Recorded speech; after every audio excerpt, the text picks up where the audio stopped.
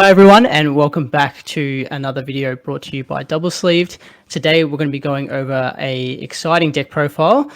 This deck finished in the top 8 of the most recent OCE regional, and it's not Gogeta, it's not Yellow Trunks, not U7. Today we're bringing you the blue Android 18 mil. Brayden, lovely to have you with us here. Congratulations on finishing 7th place, the first big regional that we've had for 2022. How are you feeling? Yeah, look, honestly, pretty happy. I took a bit of a break from DBS for probably a good month or so, so I wasn't really up to a whole lot of. But it was good to jump back onto a webcam regional and actually, sleeve up a deck I've liked for a while and do pretty well. Yeah, perfect. And is this a deck that you've played a lot of, or something that you've recently picked up? It's been pretty recent. I've kept my eye on it for a while. Obviously, the Evo booster really boosted it, but I didn't think it quite had a spot in the meta. And I was just waiting for, I don't know, things to kind of settle down a bit. There are obviously some extremely terrible matchups for the deck, but I feel the recent ban list has probably been the biggest inspiration for picking it up and tinkering around with it. Yeah, nice. Well, I'm not overly familiar with the deck, with the field cards, so why don't you get us started and take us through it? Yep, fantastic. So we've got Android 18 here. The Zero and Awaken side. She's basically got at the start of the game, you get your Android 21 scheme out, which I'll come to in just a second. But she's got the ability where basically you remove a clone token. We'll get to those in a second. You get to draw a card and bounce a 1 cost, and that 1 cost is very important. When this card was designed, obviously Black Marseille was around, and that card absolutely hoses this deck. So personally, that's what I believe this card had the bounce the 1 cost here. The Awaken side, very, very similar. You draw 2 at 4 or less life. No other alternate Awaken condition there. The Awaken side, you've got the once per turn, remove a clone token, bounce a 1 cost, and your green and blue cards, their combo costs go down by 1 for the duration of the turn. So you can't do it during your opponent's turn, but you can do it during your turn, and some pretty spicy things you can do with that. Now, how you get the clone tokens is, of course, with Android 21 scheme, which comes out basically at the start of your opponent's turn. So that even works if they say when the dice roll going first, they get 2 clone tokens straight away. What happens is you just place 2 of them there. If I were to play a black battle card, I still get any autos, but then it just goes straight to the drop, so it's not a replacement effect, it's an auto. I don't run any black battle cards, however, as you'll see. And it's got an auto that says the first time either player plays a battle card, that card can't attack for the turn. So if they attack with leader and I topo them for argument's sake, then all of their battle cards are free to attack. But if they slam down a battle card and try and attack with it, it can't. It's the first one played for the turn, and it has to be a non-token one, so the tokens don't actually trigger it themselves. Yeah, nice, like a summoning sickness. Pretty much, yeah. Just that kind of slow down, almost like a hatch effect in kind of in reverse. They get basically the first time they attack with a battle card, they can't attack with 7 or less. But yeah, it's just something to kind of stall them out while we build up some tokens. Yeah, cool. All right, let's jump into the deck.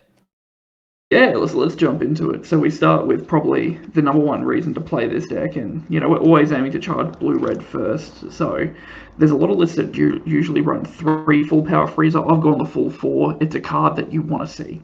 So the combo with this deck, and it's often referred to as OTK mill, this is going to sit here and generate a heap of tokens. By the time you get to turn 5, you slam down the freezer, you attack. Generally, you're looking at least 8 to 10 tokens. Now, Freezer has, whenever it attacks, every battle card ignoring barrier on your opponent's side gets negative 30k. Any battle card that's reduced by that effect, they mill 2 cards. So the idea is building up enough tokens to go for the alpha swing and basically get them to deck out, which resulted, I believe, in 5 out of my 6 wins over the weekend, which was pretty good. So that's our kind of big boss monster of the deck. Starting there, we then run into the next package, which is going to be the blue-red to support it. So this is majority a mono-blue deck, but it does run blue-red because Freezer does require double red to actually cast, and we're only running 4 straight mono-red cards. So here what we have is basically a little bit of a support for the deck. So we've got some, I'll just get the other blue-red while I'm here as well. We've also got the Energy Blast Freezer, Mecha Freezer, sorry. So a lot of decks don't run this. I just wanted to get it as energy.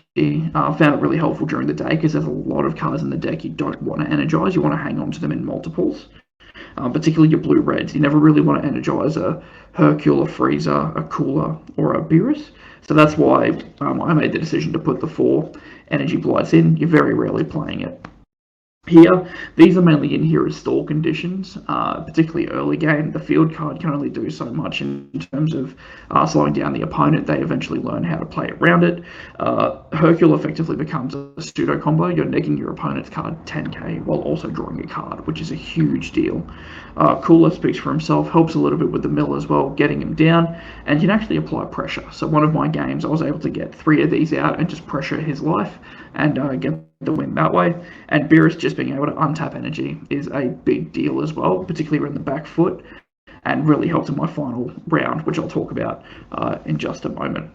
Now, with the blue-red cards out of the way, I'll quickly talk about a couple of interesting, I guess, I'll get this one out of the way because this is probably confusing some people, seeing why this is here.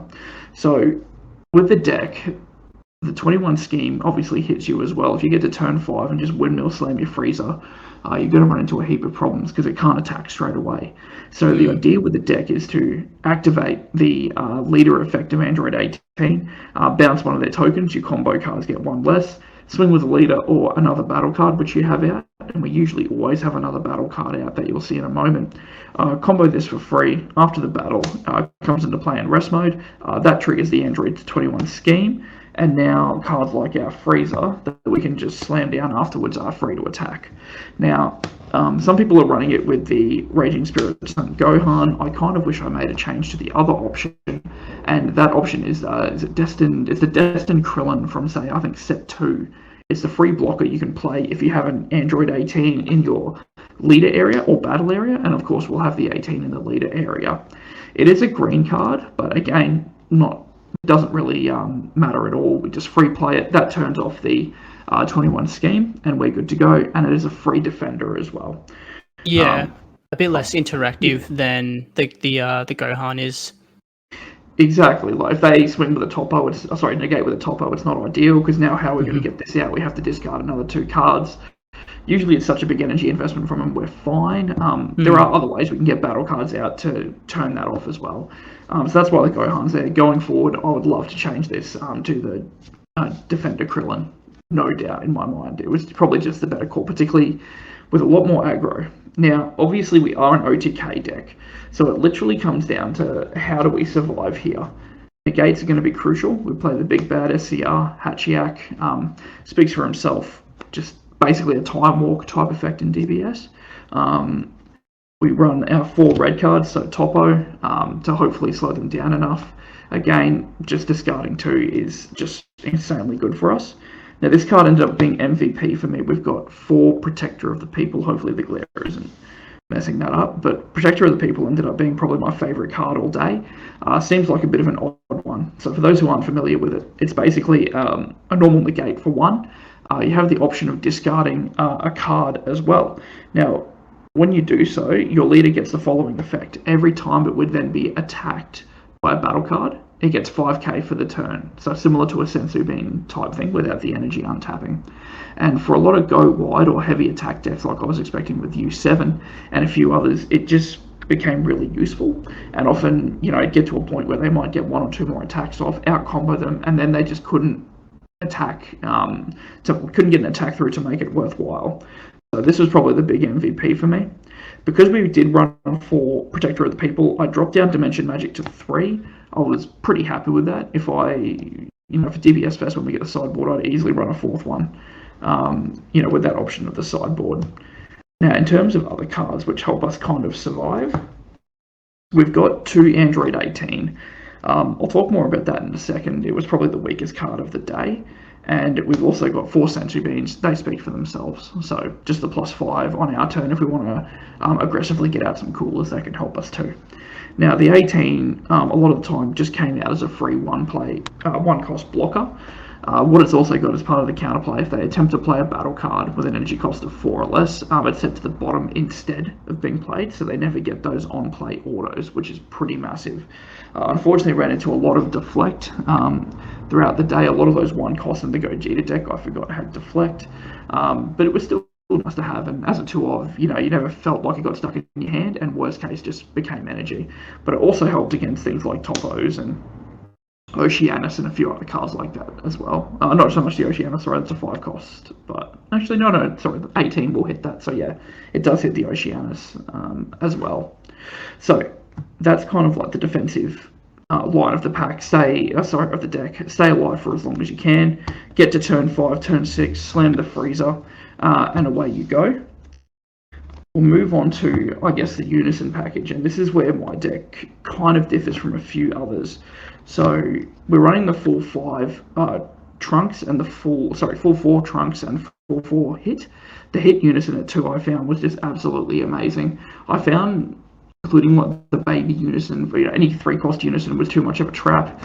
The Boo for 4, again, like, you didn't really want to be tapping all your energy, you wanted to hold it up for negates. So here, being able to play this turn 2 was often a fairly, even if you're on the draw, a fairly okay play. You could often survive, and a lot of the time, because we're not attacking super often with 18, they weren't really in a position to awaken most of the time. I think only once I had a hit Unison die the entire 6 rounds that I played. A lot of the time the opponent realised it was probably worth just going for my life. So the fact it's only a +1 and comes out on 2 and it's only a 15k wasn't really a deal breaker. It actually stuck around quite a lot.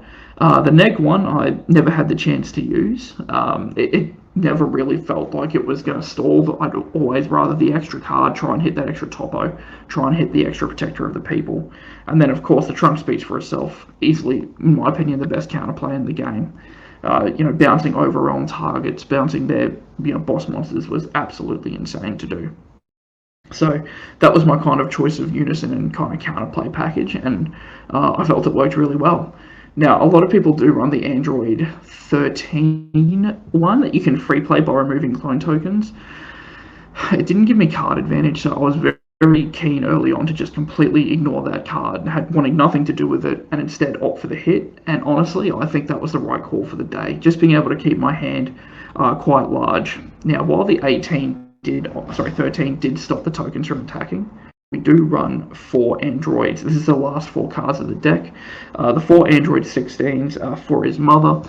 So they basically make an extra 2 clones to speed up the clone tokens themselves. It's got a permanent where I can't combo it from the field, but I can remove a clone token from their side of the field and play it from my hand or drop. So a lot of the time it was, if they got me, attacked me with tokens, got me to 4 life ready to awaken, and then tried to get another attack through, this would often just combo with the leader. Go to drop, my turn, awaken, or use ability, draw a card, awaken, use ability again, and then play this from drop by removing another one of their tokens. And it's just a really good card. Again, I don't think the Android 13 was really necessary for the deck. I think running a hit Unison that generates card advantage is just fine, and this guy is just fantastic in those first 1 or 2 turns, and late game, if you see more of them, they just go straight into energy. So, yeah, I guess that's the bread and butter of the deck. Yeah, and it is quite a unique deck, obviously going for that large mill compared to, some other strategies that are out there, generally, trying to take your opponent's life and things like that, but it's not a consistent mill throughout the game either. It's just one big kind of hit. Do you find yourself, I guess, relying on that freezer to close out games, and does that become a bit more of an issue with the amount of counterplays that are out there now? A lot of the time it does. It's actually really, good that you do mention that, because, a lot of the time, particularly, leading up to turn 4, turn 5, it becomes the freezer is going to be the answer. It depends, obviously, what threats a lot of decks play, because a lot of the time, this deck can't actually remove cards. Yes, I've got the negative, the blue Hercule and Boo and Cooler, but a lot of the time that won't be enough, particularly if there's some barrier running around as well. So I find, if they have a lot of answers generate a big board state, I actually have to put up the pressure quite frequently. So against yellow, that's where a lot of my time goes, getting those coolers down, pressuring the life, and trying to get the win that way. and recognise very early on that a 5-drop freeze is never going to hit the board. But against a lot of decks, if they've got very little way to interact with it, so for example, red, usually red has very little ways to interact with it. Green take out their unison so they can't get the freezer. Yellow is the most frustrating, as I said earlier, because of the Goku counterplay, which rests draw a card and it's a blocker. You have to just keep going through them. It's quite frustrating. And blue, as long as you take the unison down to stop them from getting the Trunks counterplay, usually fine, and the freezer can tear through. Other times, you can try and set up some lines where you attack, pressure them, force them to tap out to a point where there's no counterplay they could have, and then just bang, tap the 5, slam it down, and go for the OTK mill. But throughout the day, like I mentioned my matchups in a little bit later, I definitely thought I'd be seeing a lot more aggro, particularly with the new meta, with the new format Realm of the Gods just legal for this event. I thought there'd be a lot more aggro, but a lot of people kind of turtled up and went to some stally yellow decks. Even with the ban list, I thought it'd be enough to kind of nerf it a bit, but with the Trunks and Vegeta running around at a few new yellow cards, a lot of people definitely wanted to try it still. Yeah, it did seem like people were still kind of leaning towards that yellow. I agree. I thought that we were going to see a lot more aggro than what we did, but still a few Gogeta Xenos running around, unfortunately. Yeah, definitely. But yeah, with the large amount of negates that you've got in this deck, it's definitely going to be difficult to push through damage. I really like the hit unison. That's one thing that I did want to touch on. Being able to continuously draw cards when you've got Topo and Protector of the People negging cards, just to get their effects. Hit kind of counteracts that, being able to continuously plus, and if you can get that established quite early on, I can easily see how you can accumulate a lot of cards, which is really cool. But yeah, is this a deck that you think that you would take to, a best of 3 event or something like Fest where we've got, pre-side coming in, or... Yeah. I actually do. Well, I'm actually from Brisbane, so this actually works out quite well. I'll be at the fest. In terms of what I'll be playing, I don't know yet. I might tinker around with this a little bit more. At our locals, we've been playing, one of the locals anyway, we've been playing best of 1 sideboard for about a month now, just to, try and prepare for it, get a lot of the players used to it so they're not walking in blind. And honestly, there's definitely some sideboard cards in here which I think are going to be absolutely beneficial for the deck. Things like, was it Freeze's, Death Beam, the blue-red Mega Barrier 30k is going to be absolutely massive. There's a few others as well, can put those Android 18s in the sideboard, and if I need them, they can come straight out. Can put more negates in there, different things like that. Maybe even the 5-drop counter, depending on, or the baby counter. There's a whole range of things, and I think I actually would take it to a best of 3. I don't know, it's something that not a lot of people would kind of pack sideboard hate for it. You kind of have to have it in the main. And yeah, I think it's still a really, one that people have to keep on their radar, because some decks literally can't do anything about this, They've got to try and kill me by turn 5, because, particularly red is probably the best example. When you hardcast that freezer, I can't think of a single counterplay that red would have that, can actually stop it. They can neg it, but you still get the attack off. Obviously yellow and blue are a different story. You've got to play around a few things, but like I said, it can switch pretty easily, get the cooler out, force a fair bit of damage, and just force some, other interactions. So it does keep the opponent guessing. Not really much of a transformational sideboard, but more just, you can better equip yourself. You can even put Dark Power, Marseille in, a whole range of other things to kind of help you out as well. Yeah, perfect, yeah. Take us through your matchups. What kind of things did you see throughout the day? Was there anything that you were worried about once you saw that leader get revealed? Honestly, yellow was the big one. So obviously 6 rounds, ended up going 5-1. I'll just go through round by round. So before I started the day, I thought, there'd be a lot of aggro. 21 scheme would keep them in check, slow them down enough. Protector of the People, all 4 of them, it's just going to be able to stop them and I'll be fine. Round 1 came up against Gogeta Xeno. I believe, they won the dice roll. This leader effect was actually really good, just being able to keep bouncing a lot of those 1 costs, forcing some energy to be tied up, replaying them again, or burning the Kais to play the unison. And the moment the Pycon unison was down, it was just attack into it, get rid of it, and then try and clean up the 1-drops with this ability here.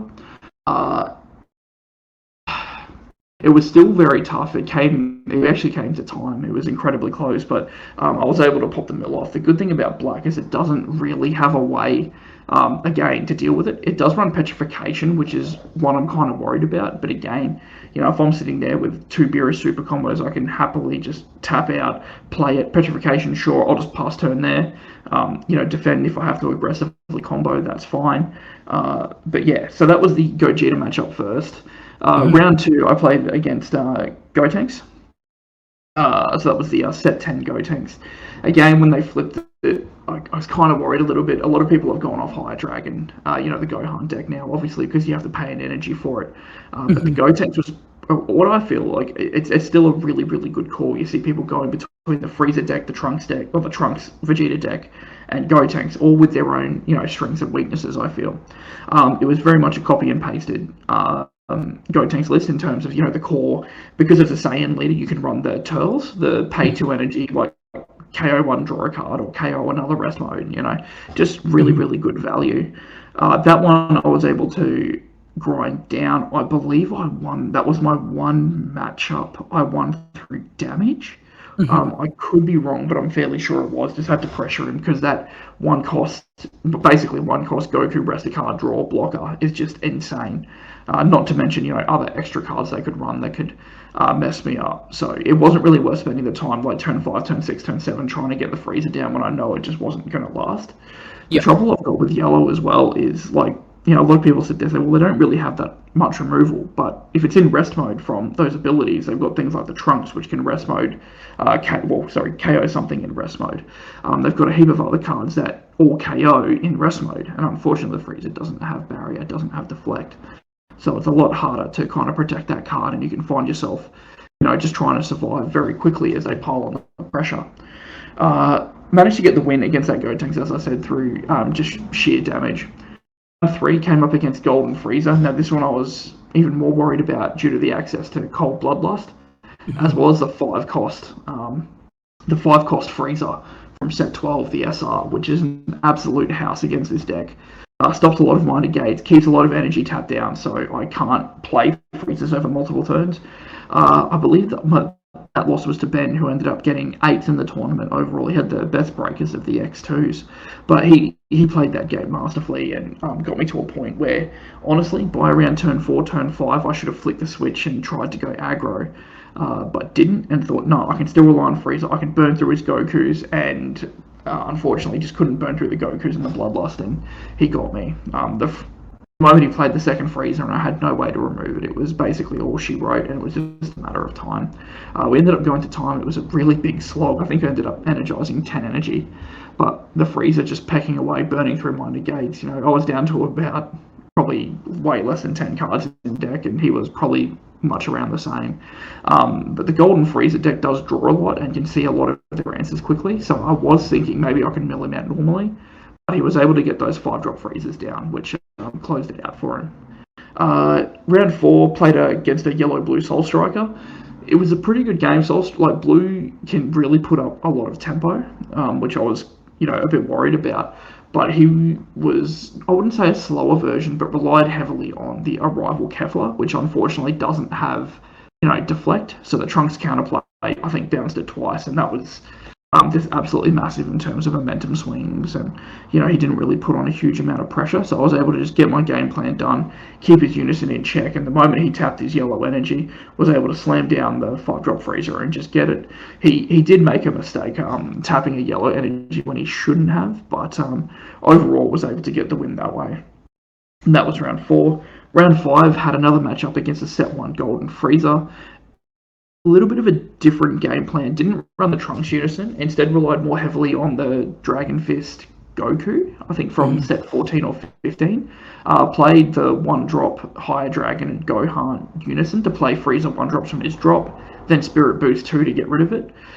In the ultimate turn, where he had a chance to get me, he actually attacked. He already had one of those Dragon Fist Gokus on the field. Spirit boosted it, attacked, was able to negate my way out of it with Protector of the People and Dimension Magic. Then he actually played another Unison and got it on the Frieza, untapped some energy, and played another Goku. So I managed to survive 4 attacks from that. battle, which was pretty brutal. Got through it untapped.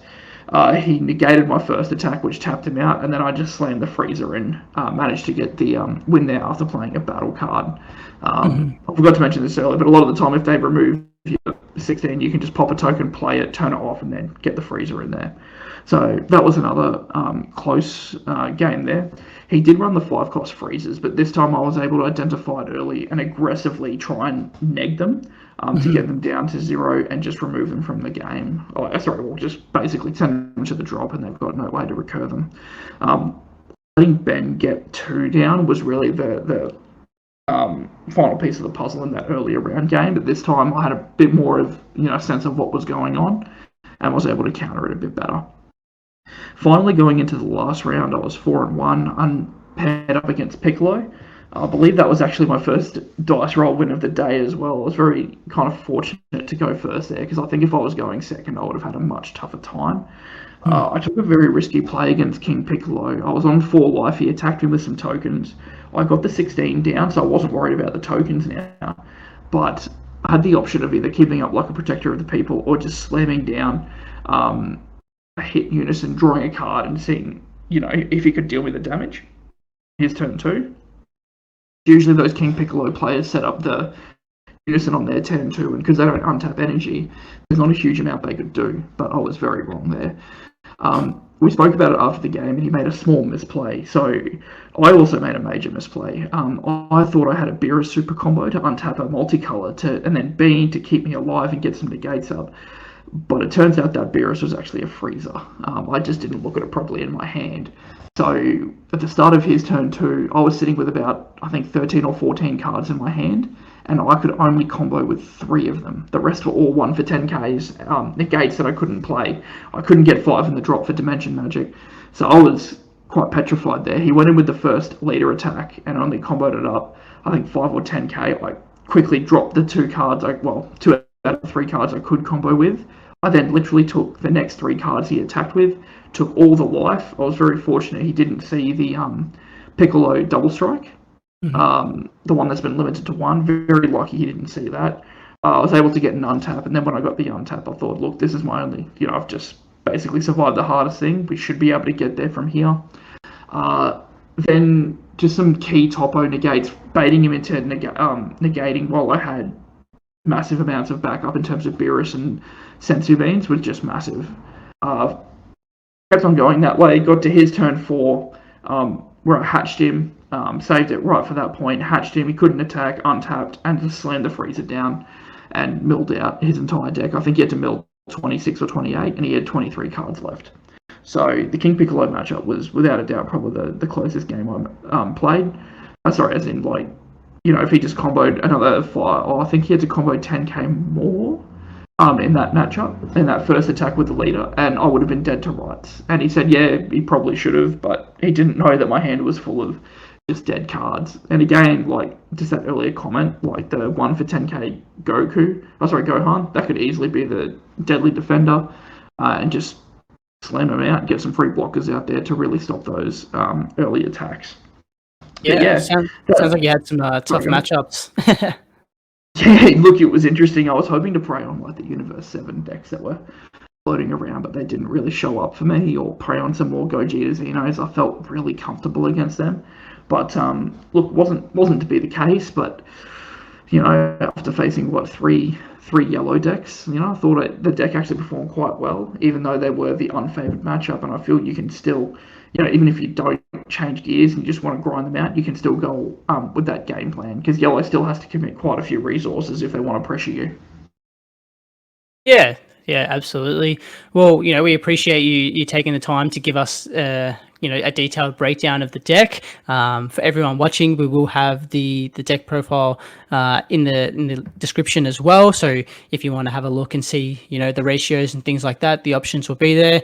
Brayden, again, congratulations on finishing 7th. An absolute astounding result. Hopefully we'll get to meet in Fest, and we'll get to do another one of these videos in person. But yeah, look, for everyone watching, if you enjoyed the video, be sure to leave a like, a comment, and subscribe. We've got another deck profile for third place, which was the King Piccolo as well. So if you're interested in checking that out, be sure to watch that video. But other than that, hopefully we'll see you next time. See you later.